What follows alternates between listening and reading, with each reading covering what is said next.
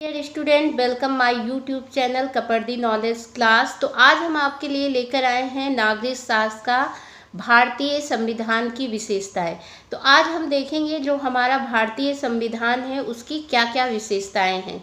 तो सबसे पहले हम डॉक्टर भीमराव अंबेडकर की एक परिभाषा है उससे हम अपना ये आज का वीडियो स्टार्ट करेंगे, जो कि भारतीय संविधान की विशेषता से संबंधित है। तो हमारा जो नवीन संविधान लोकतांत्रिक एवं वंशानुगत राज्यों का समन्वय नहीं है, समन्वय में मेल नहीं है, अपितु भारतीय जनता का एक वास्तविक संघ है, जिसका निर्माण व्यक्तियों की स्वतंत्रता के आधारभूत सिद्धांतों की बुनियाद पर हुआ है, ऐसा डॉक्टर भीमराव अंबेडकर कहते हैं। अगर आपको बोर्ड की परीक्षा में बहुत अच्छे अंक प्राप्त करने हैं तो हम अपने उत्तर लिखने से पहले हमको कुछ परिभाषाएं याद करनी पड़ेंगी उससे रिलेटेड। तो इससे क्या होगा, जब हम अपना क्वेश्चन स्टार्ट करें तो हम कोई उससे रिलेटेड अगर एक डिफिनेशन डाल देते हैं, एक परिभाषा डाल देते हैं, तो वो हमारे उत्तर को आकर्षक बनाएगा। तो एग्जामिनर जो है पहले ही देखते ही, आपके कॉपी को देखते ही आपसे इम्प्रेस हो जाएगा, तो आपको कुछ अतिरिक्त नंबर देने के लिए वो मजबूर हो जाएगा। तो आप लिखते सभी हैं बोर्ड परीक्षा में, सभी प्रश्नों का उत्तर देते हैं, कुछ बहुत ज़्यादा लिखते हैं तब भी उनको नंबर कम मिलता है, कुछ जो है कम शब्दों में उत्तर देते हैं तब भी उनके नंबर अच्छे आ जाते हैं। तो उसका कारण ये होता है लिखने का ढंग, कि आपने जो प्रश्नों का उत्तर दिया है उसका लिखने का ढंग क्या है। तो अपनी जितनी भी बातें आप लिखें उसको आकर्षक ढंग से लिखें, सुंदर लेख में लिखें, तभी आपको जो अतिरिक्त नंबर है, अगर एग्जामिनर आपको 3 नंबर देना चाह रहा होगा वहाँ पे वो आपको 4 नंबर देगा, अगर आपका लिखने का तरीका सही है। तो सबसे पहला इफेक्ट होता है आपका जो उत्तर लिखा गया है वो किस तरह से लिखा गया है। चाहे आपने उसको कम शब्दों में लिखा है, लेकिन उसको आप सजाकर सुंदर शब्दों में, और ये तरह तरह की परिभाषाएं हैं, कोटेशन हैं, इन सब का प्रयोग करके आप अपने उत्तर को अच्छे से अच्छा बना सकते हैं। तो हम शुरू करते हैं अपने टॉपिक को। तो हमारा जो भारतीय संविधान है तो उसकी क्या विशेषता है। तो जैसा कि अभी हमने आपको भीमराव अंबेडकर की जो परिभाषा बताई है, ये आप अपनी कॉपी पे नोट डाउन कर लीजिए। हमारी स्क्रीन पे भी आपको वो परिभाषा दिख रही होगी, आप स्क्रीनशॉट ले सकते हैं। तो अब हम देखते हैं जो हमारी सबसे पहली विशेषता है वो क्या है। तो हमारा जो संविधान है, भारत का जो संविधान है वो लिखित है और निर्मित है। तो भारतीय संविधान क्या है आपका, लिखित और निर्मित है। इसमें जो भी बातें कही गई हैं वो लिखित तौर से आपकी लिखी हुई हैं। तो देखिए हम जानते हैं, जैसा कि हम पहले भी पढ़ चुके हैं, कि भारत का संविधान एक संविधान सभा ने निश्चित समय तथा योजना के अनुसार बनाया। आप ये जानते हैं कि हमारे जो भारतीय संविधान का निर्माण हुआ है वो एक संविधान सभा ने उसका निर्माण किया है, और एक निश्चित समय में किया है और योजना बनाकर किया है। ऐसे ही नहीं हमारा भारत का संविधान बन गया है, एक उसकी पहले प्लानिंग की गई है, योजना बनाई गई है, उसके बाद में हमारा संविधान लिखा गया है और एक संविधान सभा ने इसका निर्माण किया है। इसलिए इसमें सरकार के संगठन के अधिकार, आधारभूत सिद्धांत औपचारिक रूप से लिख दिए गए हैं।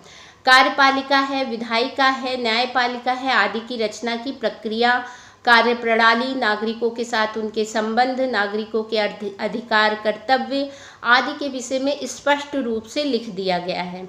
लेकिन कोई भी संविधान ना तो पूर्ण रूप से लिखित होता है और ना ही निर्मित होता है।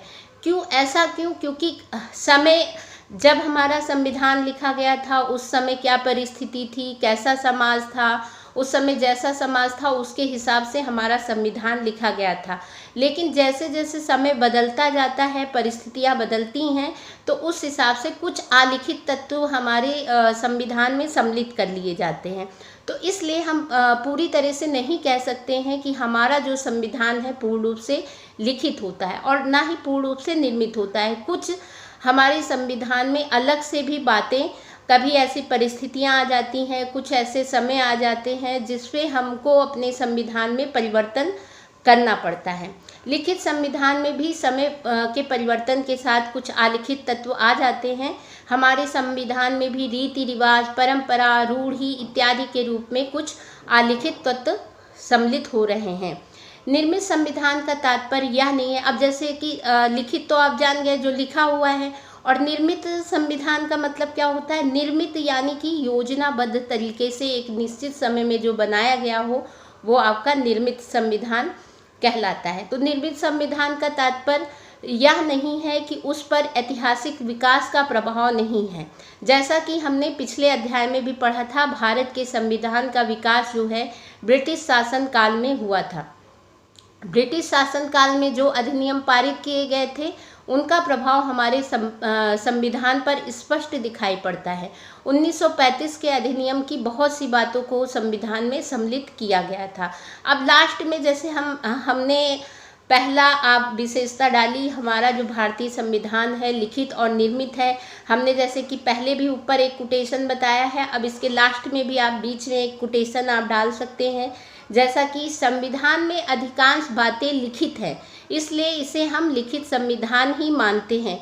एक निश्चित समय में योजनाबद्ध तरीके से बनाया गया है, इसलिए यह निर्मित संविधान है। फिर से मैं रिपीट कर दूंगी, संविधान में अधिकांश बातें लिखित हैं, इसलिए इसे हम लिखित संविधान ही मानते हैं।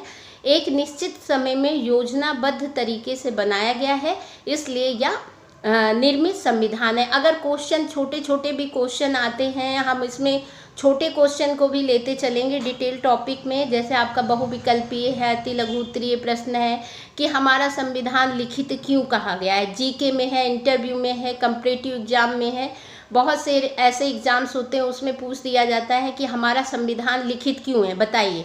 जैसे आपसे पूछा भारतीय संविधान की विशेषताएं बताइए, तो आपने सबसे पहले कहा हमारा संविधान लिखित एवं निर्मित है, तो उन्होंने पूछ दिया अच्छा ये बताइए हमारा संविधान लिखित क्यों है। तो इसमें आपको बताना है कि संविधान में जो बहुत सी बातें हैं वो लिखित रूप में है, इसीलिए हमारा संविधान लिखित है। और अगर आपसे पूछ दिया हमारा संविधान निर्मित क्यों है, तो हमारा संविधान निर्मित इसलिए है क्योंकि वो एक निश्चित समय पे और योजनाबद्ध तरीके से और एक संविधान सभा के द्वारा बनाया गया है, इसलिए हमारा संविधान निर्मित संविधान कहलाता है। अब दूसरी इसकी जो विशेषता है विशाल संविधान। विशाल संविधान मतलब बहुत बड़ा संविधान। आपको ये शायद पता हो कि भारत का संविधान जो है सबसे बड़ा संविधान है और सबसे छोटा संविधान जो है अमेरिका का संविधान है। अमेरिका के संविधान को आप आधे घंटे में पढ़ सकते हैं, लेकिन भारत का संविधान इतना बड़ा है कि आप उसको कई दिनों में भी नहीं कंप्लीट कर पाएंगे। तो हमारा जो भारतीय संविधान है वो बड़ा विशाल संविधान है।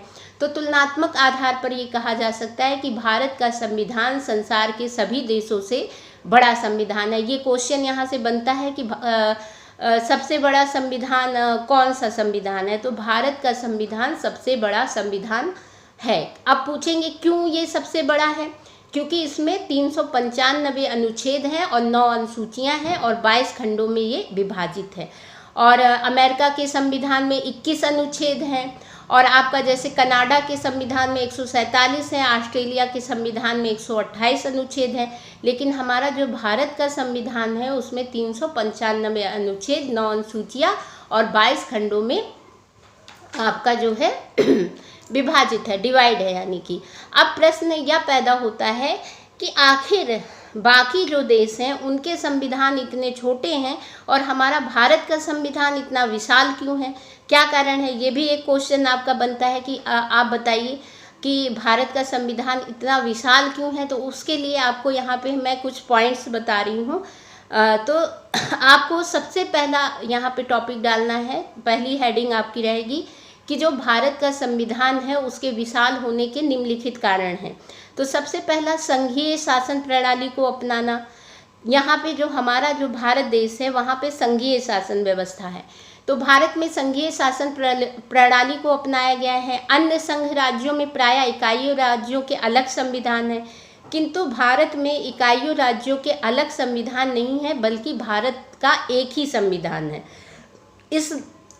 इसलिए इसका आकार लगभग 2 गुना हो गया है। दूसरा आपका पॉइंट ये है केंद्रीय तथा राज्य सरकारों का वर्णन। इसमें जो हमारा संविधान है केवल केंद्रीय सरकार के विभिन्न अंगों का वर्णन नहीं दिया गया है, बल्कि उसमें राज्य सरकारों का भी वर्णन है। हमारे संविधान में केंद्र तथा राज्यों के बीच 3 अनुसूचियों के अंतर्गत, जैसे संघ सूची है, राज्य सूची है, समवर्ती सूची है, शक्तियों का विभाजन कर दिया गया है। इनकी भी विस्तृत विवेचना की गई है। अब तीसरा इसमें पॉइंट आपको डालना है कि मूल अधिकार और कर्तव्यों का मूल अधिकार तथा नीति निर्देशक सिद्धांतों का भी वर्णन किया गया है। तो भारत के संविधान में मूल अधिकारों तथा नीति निर्देशक तत्वों का भी विस्तृत वर्णन है। संकटकालीन व्यवस्था, ये चौथा आपका पॉइंट है। संकट काल में सरकारों की क्या व्यवस्था होगी, इसका भी विवरण संविधान में दिया गया है। अगला आपका 5th पॉइंट है कि कुछ जातियों की समृद्धि के विकास की भी इसमें बात की गई है। कुछ जातियां हैं जैसे आपकी पिछड़ी हुई है, अनुसूचित जाति है तथा अनुसूचित जाति तथा अनुसूचित जनजातियों की समृद्धि के लिए भी इसमें व्यवस्थाओं का उल्लेख किया गया है। फिर अगला आपका 6th पॉइंट ये है कि 1935 का जो अधिनियम था उसके बारे में भी इसमें विस्तृत वर्णन किया गया है। फिर अगला 7th पॉइंट है कि सर्वोच्च तथा उच्च न्यायालय का वर्णन। इसमें जो है सर्वोच्च तथा उच्च न्यायालयों की शक्तियों तथा ढांचे का विस्तार से वर्णन किया गया है कि कैसे गठन होगा, कितने सदस्य होंगे, क्या क्या इनकी योग्यताएं रहेंगी। तो सब बातों को विस्तार से इसमें बताया गया है। अगला है अनेक आयोगों का वर्णन। इसमें जो है निर्वाचन आयोग, लोक सेवा, वित्त आयोग आदि का गठन तथा शक्तियों का विस्तृत वर्णन किया गया है।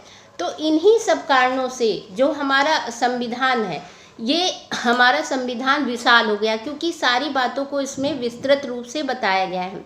लास्ट एक आपका पॉइंट है इसमें अधिक से अधिक बातों का उल्लेख। जो जिस समय हमारा संविधान बन रहा था उस समय देश में उथल पुथल हो रही थी, इसलिए संविधान निर्माता शासन संबंधी कोई बात परंपराओं पर नहीं छोड़ना चाहते थे, बल्कि प्रत्येक बात को लिखना चाहते थे। तो सारी जितनी भी बातें हैं विस्तृत रूप में और स्पष्ट रूप में लिखी गई हैं। इसीलिए हमारे भारत का जो संविधान है वो विशाल संविधान है और बड़ा संविधान है। अब तीसरी आपकी जो विशेषता है, अभी तो ये हम बता रहे थे कि जो भारत का संविधान है वो विशाल क्यों है, ये सारे पॉइंट डिस्कस कर रहे थे। अब हम देखते हैं भारत की तीसरी, जो भारत संविधान की तीसरी आपकी विशेषता है संविधान की, क्या है? पूर्ण प्रभुत्व संपन्न राज्य की स्थापना। तो जो हमारा संविधान है उसकी प्रस्तावना में कहा गया है, पहला ही पेज आपका प्रस्तावना का है, जो संविधान की प्रस्तावना है उससे भी रिलेटेड हमने वीडियो अपने चैनल पर डाल रखा है। अगर किसी ने नहीं देखा है या देखना चाहता है तो हमारी प्लेलिस्ट में जाके हमारे चैनल पर क्लिक करें और प्लेलिस्ट में जाकर अपने पसंद का वीडियो वहाँ पे देख सकता है। तो संविधान की प्रस्तावना में पूर्ण प्रभुत्व संपन्न शब्द का प्रयोग किया गया है। अब यहाँ से भी क्वेश्चन आता है कि पूर्ण प्रभुत्व संपन्न का अर्थ क्या होता है? तो इसका मतलब ये होता है कि भारत जो है पूर्ण रूप से स्वतंत्र है। स्वतंत्रता अथवा प्रभुत्व के 2 रूप हैं। अब जैसे स्वतंत्र तो है लेकिन 2 रूपों में, आंतरिक रूप से भी और बाह्य रूप से भी। तो आंतरिक प्रभुत्व का अर्थ ये है कि आंतरिक क्षेत्र में राज्य की इच्छा सर्वोपरि है। अब राज्य में रहने वाले सभी व्यक्ति तथा संस्थाएं राज्य की आज्ञाओं का पालन करने के लिए बाध्य होंगे। बाह्य रूप में प्रभुत्व का अर्थ यह है कि राज्य किसी अन्य देश के अधीन नहीं है, वह स्वतंत्र रूप से अपनी विदेश नीति निर्धारित करता है, उस पर प्रत्यक्ष या अप्रत्यक्ष रूप से कोई भी विदेशी दबाव नहीं है। भारत दोनों ही रूपों में पूर्णतः स्वतंत्र है, आंतरिक रूप से भी और बाह्य रूप से। अब अगला इसका वो है लोकतांत्रिक राज्य की स्थापना। भारतीय संविधान की अगली विशेषता जो चौथी नंबर पे है, लोकतांत्रिक राज्य की व्यवस्था। इसका तात्पर्य है कि संविधान द्वारा भारत में लोकतांत्रिक शासन की स्थापना की गई है। इसमें शासन की सत्ता जनता में निहित होगी। जनता इसका प्रयोग अपने निर्वाचित प्रतिनिधियों द्वारा करेगी। जनता वयस्क मताधिकार के आधार पर अपने प्रतिनिधियों का निर्वाचन करेगी। केंद्रीय शासन लोकसभा के प्रति तथा राज्यों का शासन विधानसभाओं के प्रति उत्तरदायी होकर कार्य करेगा। अब यहाँ पे हम ये जान लें कि शासन की जो सत्ता है वो जनता में निहित होगी, यानी कि जनता जिन लोगों को चुनेगी वही जाकर निर्वाचित होकर मतलब देश को चलाएंगे। तो इसीलिए कहा गया है कि लोकतांत्रिक राज्य की स्थापना। लोक मतलब लोगों का तंत्र, लोकतंत्र मीन्स लोगों का तंत्र। तो यहाँ पे लोकतांत्रिक, हमारा जो भारतीय संविधान है वो लोकतांत्रिक राज्य की स्थापना है। जो यहाँ पे एक वर्ड और आया है, वयस्क मताधिकार। वयस्क मताधिकार का मतलब क्या होता है? जो व्यक्ति 18 वर्ष की आयु पूरी कर चुका है तो उसको मताधिकार का मतलब मत देने का अधिकार है, वोट देने का अधिकार है। तो वयस्क मताधिकार के आधार पर वो अपने प्रतिनिधियों का निर्वाचन करेगी, और वही जो प्रतिनिधि हैं, जो उसके जनता के द्वारा चुने हुए प्रतिनिधि हैं, वही आगे शासन चलाएंगे। तो यहाँ पे ये कहा गया है लोकतांत्रिक राज्य की स्थापना। जनता के निर्वाचित प्रतिनिधि या अनुभव करते हैं, अगर जनता के प्रतिनिधि जो जनता के निर्वाचित प्रतिनिधि या अनुभव करते हैं कि प्रशासक वर्ग के लोग अपने उत्तरदायित्व का पालन ठीक से नहीं कर रहे हैं, तो वह उन्हें उनके पद से हटा भी सकते हैं। हमारे संविधान में समस्त नागरिकों को सामाजिक, आर्थिक और राजनीतिक न्याय प्रदान किया गया है। प्रत्येक नागरिक को विचार अभिव्यक्ति, प्रत्येक नागरिक अपने विचार को अभिव्यक्त कर सकता है। धर्म तथा उपासना संबंधी स्वतंत्रता सबको प्राप्त है। किसी भी भगवान की पूजा कर सकता है, उपासना कर सकता है, कोई इसमें आपको प्रतिबंध नहीं है। तो सभी अपने विचार व्यक्त करने के लिए, अपनी उपासना के लिए, धर्म के लिए सभी स्वतंत्र हैं। बिना किसी भेदभाव के प्रत्येक व्यक्ति को निर्वाचित होने तथा सरकारी पद पर प्राप्त करने का अधिकार है। प्रस्तावना में साफ ये कहा गया है कि संविधान का निर्माण भारत के लोग कर रहे हैं। संविधान में ये कहा गया, वैसे तो संविधान सभा कर रही है, लेकिन संविधान सभा को किसने वहाँ पे निर्वाचित किया? जनता के द्वारा चुने लोग ही संविधान सभा में गए थे और उन्हीं ने संविधान का निर्माण किया। तो संविधान का उसमें कहा गया है कि संविधान का निर्माण भारत के लोग कर रहे हैं तथा इन्हीं की इच्छा राज्य में सर्वोपरि होगी। जो जनता के लोग हैं उन्हीं की जो इच्छा होगी वही राज्य में सर्वोपरि मतलब सबसे ऊपर होगी। जनता यदि चाहे तो संविधान में परिवर्तन भी कर सकती है। अगर जनता चाहे तो वो संविधान में बदलाव भी कर सकती है। इससे सिद्ध होता है कि सत्ता का स्रोत जनता है, अतः भारत लोकतांत्रिक राज्य है। अगर क्वेश्चन आता है कि भारत कैसा राज्य है, तो भारत लोकतांत्रिक राज्य है। अगला आपका यहाँ पे विशेषता आपकी आ जाती है 5th नंबर, गणराज्य की स्थापना। संविधान की प्रस्तावना में गणराज्य की स्थापना का संकल्प व्यक्त किया गया है। अब यहाँ से भी छोटा क्वेश्चन आता है कि गणराज्य का अर्थ क्या होता है? गणराज्य का तात्पर्य ऐसे राज्य से है जिसमें शासन का प्रधान आनुवंशिक न होकर जनता द्वारा निर्वाचित हो। तो ये आप पॉइंट नोट कर लीजिए। कुछ पॉइंट जो मैं बोल रही हूँ आप कॉपी पेन रखिए, उस पर नोट करते जाइए। यहाँ हम अपनी स्क्रीन पे भी दे रहे हैं। गणराज्य का तात्पर्य ऐसे राज्य से है जिसमें शासन का प्रधान आनुवंशिक न होकर जनता द्वारा निर्वाचित हो। हमारे शासन का जो सर्वोच्च पदाधिकारी होता है वो राष्ट्रपति होता है। उसका निर्वाचन कौन करता है? जनता के द्वारा निर्वाचित जो प्रतिनिधि होते हैं वही उसका निर्वाचन करते हैं। अतः भारत में सदियों से चली आ रही राजतंत्रात्मक, जिसमें राजा वंश परंपरा के आधार पर नियुक्त होते थे। पहले राजा लोग शासन करते थे ना, लेकिन ये अब प्रथा बंद कर दी गई।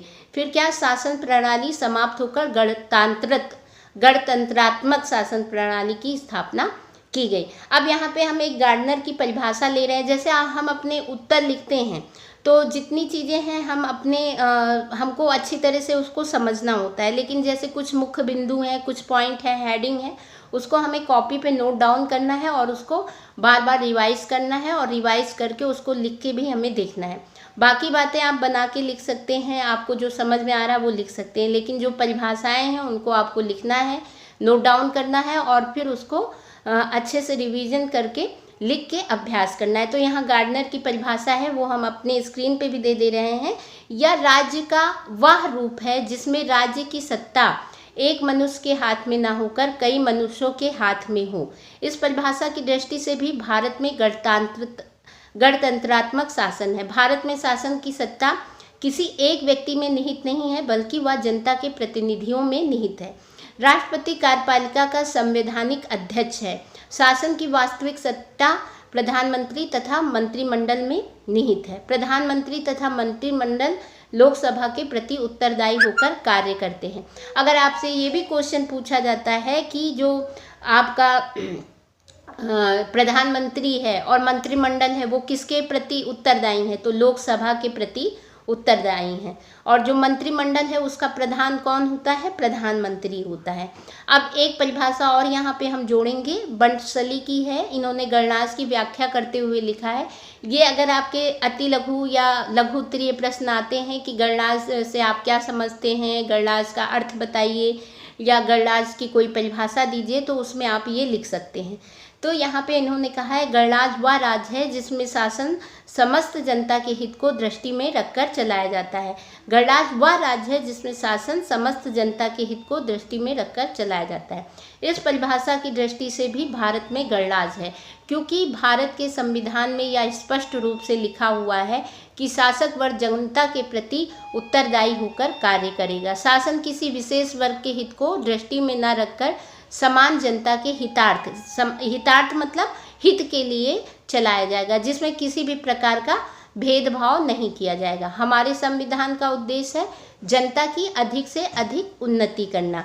अब वीडियो बहुत लंबी हो रही है तो इसकी विशेषताएं और भी हैं जो हम अपने नेक्स्ट वीडियो में लेंगे। तब तक आप इसको देखिए, वॉच करिए। वीडियो अगर आपको पसंद आता है तो लाइक कीजिए, शेयर कीजिए। अगर चैनल पे नए हैं तो हमारे चैनल को सब्सक्राइब जरूर करें और पास में बने हुए बेल आइकन को क्लिक कर दें, जिससे हमारे नए जो भी हम वीडियो अपलोड करते हैं उसका नोटिफिकेशन आपको मिले सबसे पहले।